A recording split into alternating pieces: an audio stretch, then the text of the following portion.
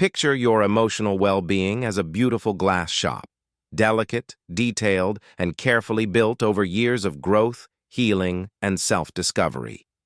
Each piece inside represents something important: your self-worth, your ability to feel joy, to trust, to love, and to stay balanced. These aren't just decorations, they are the foundation of your emotional life. Now imagine someone with an avoidant attachment style, emotionally distant, unpredictable, hard to reach, walking into this space like a bull, loud, clumsy, unaware of the damage they're causing, not out of cruelty, but simply because they don't know how to exist in such a delicate space. This isn't an exaggeration. This is what happens when someone emotionally unavailable enters your life. Their behavior doesn't just hurt your romantic hopes, it shakes the entire foundation of your emotional world. The glass shop that took years to build is suddenly under constant threat. Your happiness is not just a feeling, it's a carefully created structure, built from years of effort, therapy, growth, and learning what you deserve. Every piece in your emotional space connects with others. Your self-worth supports your boundaries. Your trust in yourself shapes your choices. Your emotional steadiness makes room for love and vulnerability. It's all connected. The bull doesn't tiptoe. They may show love one day and disappear the next. Their inconsistency creates confusion, anxiety, and emotional chaos. You stop feeling safe in your own space. You start moving your most fragile pieces out of reach. You tiptoe around, trying not to provoke more damage. You begin shrinking yourself to avoid their outbursts or cold silence. You begin to question yourself. Maybe you're too much. Maybe your needs are unreasonable. You forget that your needs are normal and healthy. You start accepting less than what you deserve. The bull doesn't mean harm, but the harm still happens. They don't understand your emotional space, and they don't know how to care for it. And sadly, no amount of explaining, adjusting, or hoping changes that. You might try everything, learn about attachment styles, go to therapy, read every relationship book, and try to teach them how to walk gently. You shrink your needs, remove your dreams from view, and give up parts of yourself just to avoid another emotional mess. You call it compromise, but in truth, you're slowly erasing who you are. Sometimes the bull will walk more gently for a while. You hold on to hope. Maybe they've changed.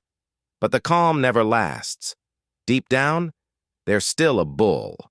And no matter how careful they try to be, they will always be too big and unaware for a space that requires care and presence. It becomes a cycle. You fix the damage. They break something else.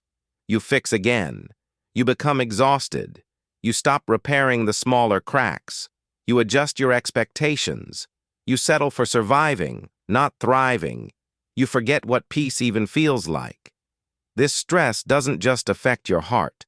It spills into your friendships, your work, your health. You feel distant from others, disconnected from yourself, and stuck in a space that used to bring you joy. And maybe the saddest part? You start defending the bull. You tell your friends they're trying or they didn't mean to hurt me. You start believing that this destruction is normal, that you're just too sensitive, that love always comes with pain. You stop asking for better and start being grateful when things aren't terrible. But that's not love. That's survival. One day, something shifts. You realize the space you built is almost unrecognizable, that you've given up your dreams, silenced your voice, and made yourself small just to protect what little remains. Maybe a friend points it out. Maybe you wake up and feel how tired you are.